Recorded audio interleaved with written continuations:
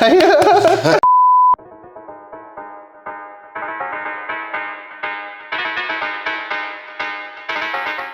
迎大家收睇新一集嘅元太組啊！今集繼續有林定康師傅同埋我 Nikhil 咧喺度同大家講下近期嘅城中熱話。林師傅你好，Nikhil你好，做咩唔出鏡咧？因為咧，鑑於最近真係太忙啦，又冇時間剪頭髮啊，又冇剃鬚啊，然之後個人而家非常烏比嘅狀態，所以未想見到大家住嘅。咁我想講多少少嘢咧，而家呢個拍攝模式咧，搞到好似拍 AV 咁嘅樣嘅，大佬。點樣？即係我自己坐喺度，有鏡頭影住我一個人喺度講嘢，跟住有個鏡外音啊走入嚟講。因為我少睇呢類型嘅影片。我都係上網見到你咁講嘅。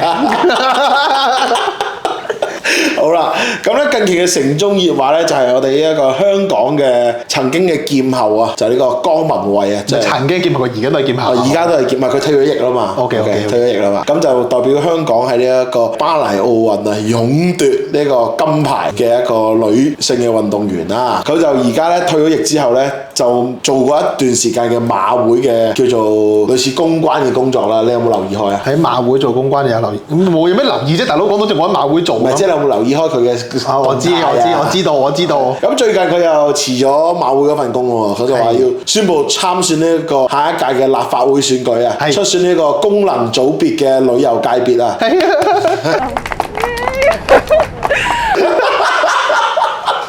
咁體育精神咧就可以運用喺唔同嘅界別。體育精神可唔可以運用喺玄學嘅方面咧？我都唔知你要睇。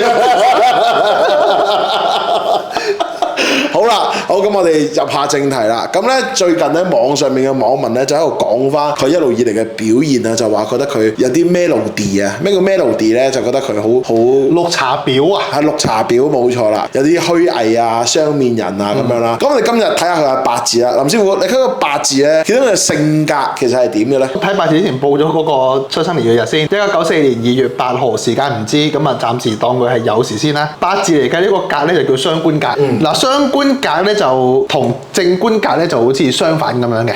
正官格咧即係話嗰個人咧就比較正氣啲啦，官仔骨骨啦，佢講得出咧佢係做得到嘅。嗱雙官格咧其實就同佢相反，就調翻轉頭有一種係講得出做唔到，講就天下無敵，做就有心無力嗰隻。咁一般嚟講就話雙官格嘅人就唔係好信得過嘅。嗱咁我以呢個八字去睇嘅，佢從政咧係非常之適合嘅。咁你咁樣嘅講法，佢即係其實都係大隻講啫。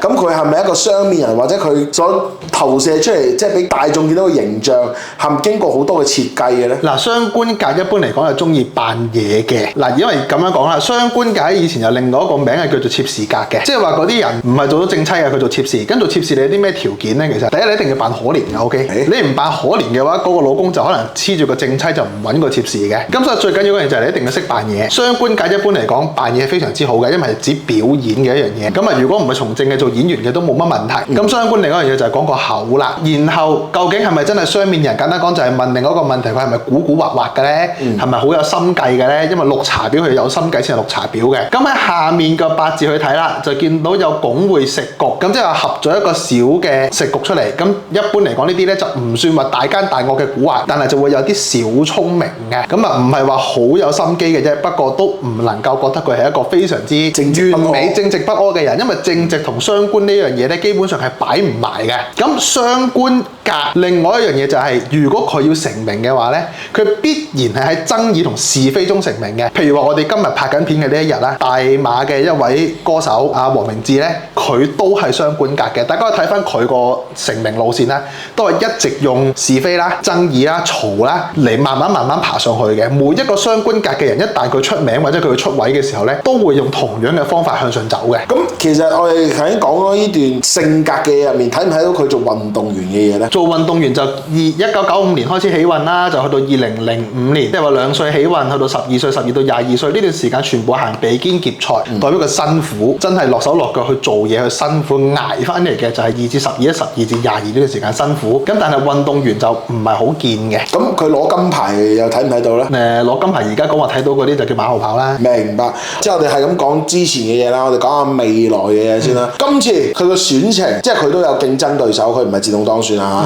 咁佢即係選情會點呢？嗱，如果以選情嚟計咧，佢而家就比較大機會當選嘅。個原因就因為佢出世喺新歷嘅2月8號，農曆就係12月28號，咁為寒命人就用木火。咁今年嘅立法會選舉就係12月7號，咁所以咧就下年2026年咧就係一個火年嚟嘅，全年都係火嘅。對於佢條命嚟講咧就係旺嘅。咁然之後再望翻佢個細嘅八字啦，由2026開始就行食神傷官啦，27年食神偏財，咁一路行咧，而家行緊個印運嘅大運。2025年到2035年，其實佢係行緊正印運，正印指權力。如果佢係想獲得權力咧，係非常之容易，唔算係行緊差運嘅。但係26年佢就叫行好運，所以佢當選嘅機會係非常之高。咁咪一路行噶啦，25年尾當26計噶啦，26、27、28、29，咁咪去到30年嗰年咧，選一屆就唔算，淨係做一屆嘅啫，跟住就唔做噶啦。呢一屆之後睇唔到佢之後會做啲咩咧？嗱，呢一屆之後佢個權力就會揸得比之前再實啲。咩叫揸得再實啲咧？佢可能直接做政府就真係唔再選立法會。嗱，因為其實選立法會唔係話好實嘅啫，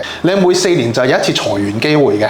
但係到2030年開始打後，去到2035年咧，佢就直接係將嗰個印揸得好實，印係指權力。咁當嗰個印揸得好實，即係話權力佢緊握喺手嘅，咁好大機會佢就直接入政府做，就唔係做立法會議員咁簡單，會爬上去會升職嘅。咁然之後去到2035年啦，當年佢行年就40有2，嗰年就係七煞通根，咁嗰年一定有大轉變嘅。咁啊，如果以佢嗰個命啦，繼續走落去嘅話，就一係完全以後唔再掂政治。如果佢仲會繼續搞政治落去嘅話，去到2035到2045呢段時間咧，佢反而有機會話要去選特首，就係42歲打後嘅事啦。咁然之後再睇後面啦，52到62嗰個大運係正官通根嘅，只獲得官位，老來獲得功名，所以52歲到62歲佢有機會做到特首，或者會做政府某啲高官，可能真係接下姐姐棒嘅。之後啦，我想問下嘅嘢就係咧，咁有冇可能係今屆其實係選唔到，但係會有啲官職俾佢咧？因為之前都有啲往例，就係有啲人咧參選落選咗之後咧，反而政府咧就俾咗一個政府入面嘅官位佢，有冇可能係咁樣樣咧？有可能嘅，但係如果真係政府要俾官位佢咧，就會係2028年打後先至正式俾佢。打前嗰段時間就用學徒嘅身份，所以如果你估佢下年2026年佢係唔得嘅話咧，佢就可能會做某個重要人物嘅一啲咩助理啊、AO 啊，俾佢開始去熟習嗰個環境嘅，就喺2026到2027。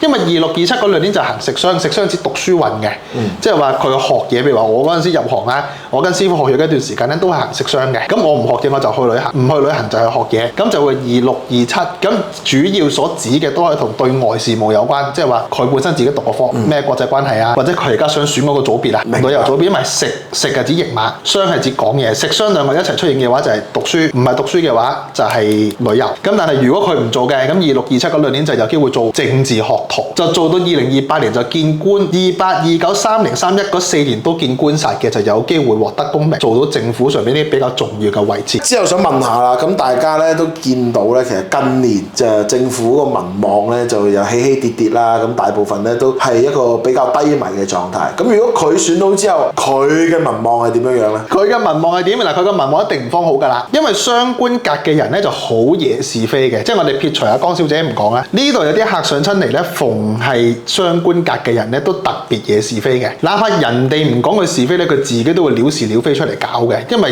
呢個就係佢嘅命，佢嘅性格，是非纏繞一生都係咁。由我頭先條片一開始已經講㗎啦，係由爭議中爬出嚟嘅人，佢冇是非冇爭議呢個人就唔存在㗎啦。佢唔同另外一個劍擊運動員啦，張家朗唔同張家朗啊，張家朗唔係咁啊個命，呢度冇開出嚟，但我記得唔係咁，我睇咗㗎啦。呢一個係好明顯，佢個雙官喺月柱嗰度，頂嗰度係雙官，下面劫財雙官嘅，佢唔算通根，但係上下都有雙。然之後後面行到特別係42歲到52歲，七煞通根，七煞亦都係指是非嘅，官司是非口舌同煞有關。依家2025到2035年見到個七煞喺中氣嗰度，嗱上面嗰格我哋當佢70% 啦，影響力上面係即係地支嘅上面啦，個本氣係70% 係正財嚟嘅，七煞20%，最底嘅餘氣係食神得10% 嘅啫。咁所以而家2025年佢已經嗰個聲名大噪啦，是非等等比較多啦，去到2035年42到52歲嗰個運咧，嗰個民望會更加暴跌，但係佢獲得嘅權力就會越多嘅。簡單講，完全係可以同個民望咧行相反嘅，民望於佢就如浮雲。咁呢個都係佢嘅命嚟嘅。之後咧，我諗有一個咧，即係好多人都想八下知道下下啦。咁佢嘅桃花係點咧？因為話說咧，佢同阿張家朗一齊攞金牌嗰一屆咧，咁咧就有啲人咧就無聊聊啦，就夾硬話佢同阿張家朗兩個好襯。咁張家朗就勁尷尬嘅，但係其實張家朗自己係有一個非常之靚嘅一個外國嘅女朋友嘅。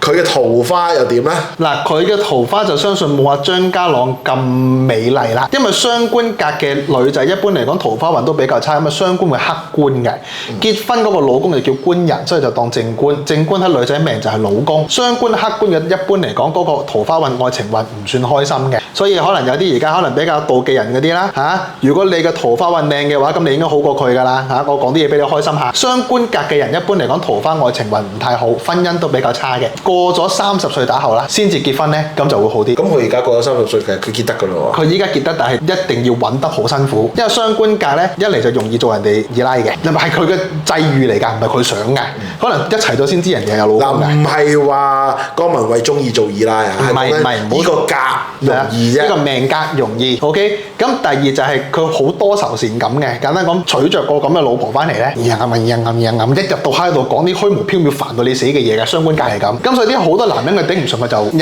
咗佢嘅。雙官格桃花運唔好。咁2025年打前究竟係咩？啲人講下張家朗嗰段時間，張家朗就有個靚嘅外國女朋友啦，係咪？係啊。佢其實得25年打前嗰段時間咧，嗰個桃花運都係唔存在嘅。最好桃花運就係2020年，但係冇耐就分咗手。21年分咗手，跟住21、22、23、24呢段時間都係吉嘅。24年可能本身係啲曖昧對象，咁啊合官不化，咁所以就係合咗個官，但係不化，即係話冇。咩叫合官不化咧？摸晒埋位㗎啦 ，OK， flirt 到都差唔多應該要拍拖㗎啦，但係唔一齊，即係話咩咧？摸到成手牌，準備叫糊，但係俾人截咗。哦。咁呢一個咧就係2024年嘅，咁但係今年2025年咧就開始有桃花運㗎啦。2025年啦，會官不化，但係之後26、27打後嗰2年都係行食傷，就容易有浪漫嘅感情，但係就未結婚。咁然之後去到2028、29、30嗰段時間，如果佢選擇搞政治就冇另一半，難啲結婚嘅。如果唔搞政治繼續落去嘅話，咁喺28到30呢段時間就容易有機會結婚，呢個就佢個命嚟嘅。咁咧再次澄清下，佢同張家朗嗰段嘢咧係完全冇任何根據嘅，只不過係啲網民夾硬話佢哋兩個都攞個金牌好襯，所以硬吹出嚟嘅啫。大家金童玉女嘅故事係啦，大家唔好過多猜想。好啦，劉師傅最後想問下你啦，咁你又成日去泰國啦，咁啲人會唔會問你 Where you from 嘅咧？啲世界各地嘅人都會問我你係 Where you from？會啊。咁你會唔會講 I'm from Hong Kong 咧？我會講話 I'm from Hong Kong, China。OK。咁你會唔會問翻人哋你有冇嚟過香港啊？咁我話香港啦，咁問佢哋你哋有冇嚟過啊？有。咁如果佢話冇嘅話，你會點咧？咁咪睇嚟你冇睇嗰段訪問啦。跟住我就會話，咁你哋下次一定要嚟啊！你一定會中意。好，咁咧，我哋今集講咩度？唔係講 Vivian 嘅呢一個八字嘅一集咧，就嚟到呢一度啦。咁記住，後面 comment 話俾我聽，想聽啲咩啦 ，like 我哋呢一條片 ，share 出去俾你身邊嘅朋友，同埋 subscribe 我哋 YouTube channel， 同時咧將提示節目嘅小鈴鐺打開啊！下一集翻嚟再同大家元太早。